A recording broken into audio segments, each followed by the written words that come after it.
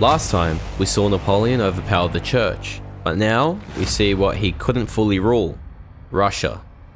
This is the story of how Napoleon's most ambitious and most complicated campaign came about, how his greatest army marched into fire, frost, and then silence, and how he watched Moscow burn from a palace window.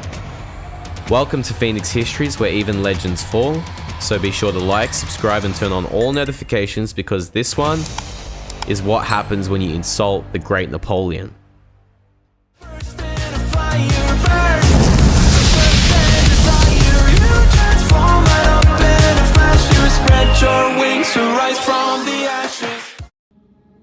It's 1812. The world thinks it knows what's happening. Napoleon Bonaparte, Emperor of the French, Master of Europe, is about to go to war with Russia. But this isn't war. This is something else. He's not chasing land. He's not securing resources. He's not defending his borders. He's chasing respect. And that's why he'll march 600,000 men into the heart of Russia. Not for conquest, but because he was ignored and ridiculed.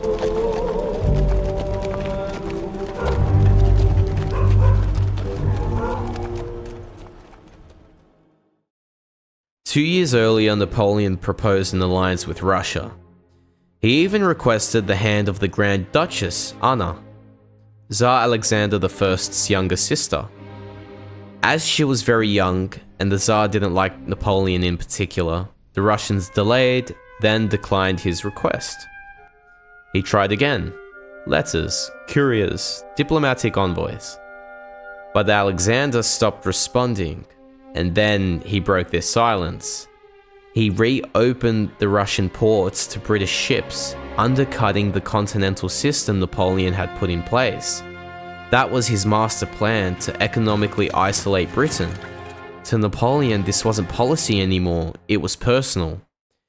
He said, "I will make the Emperor of Russia return to the system or die trying." Moscow is now only 200 miles away, and I think of you all the while. All yours.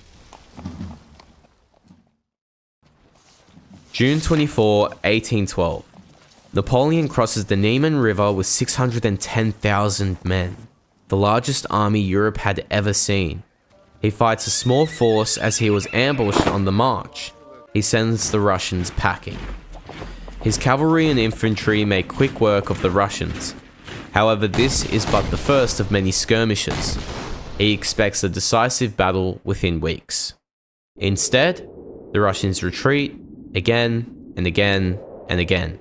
They abandon Vilna, then Vitebsk, then Smolensk. Each time, Napoleon prepares for a grand re-engagement.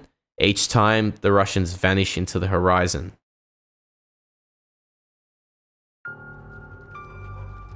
September 14, 1812. Napoleon enters Moscow. But something's wrong. The streets are empty, windows shuttered. Within hours, the city begins to burn. The Russians had set fire to their own capital to deny Napoleon the prize. He is stunned. He's actually impressed. "What a people," he mutters. "They would burn their own city rather than let me have it." He'd rather burn his own city than negotiate with me. I didn't think he had the courage. But he stays. Even as the city smolders, he remains in the Kremlin. At night, he leaves a candle burning in his chamber window, a signal to his troops. The emperor does not sleep, he is working. But most nights, he's just lying there waiting.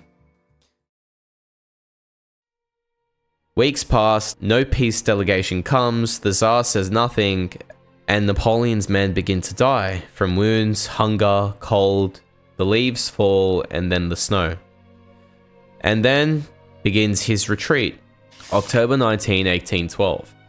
From Moscow to nothing, the Grande Armée collapses. Not in battle, but one frozen mile at a time.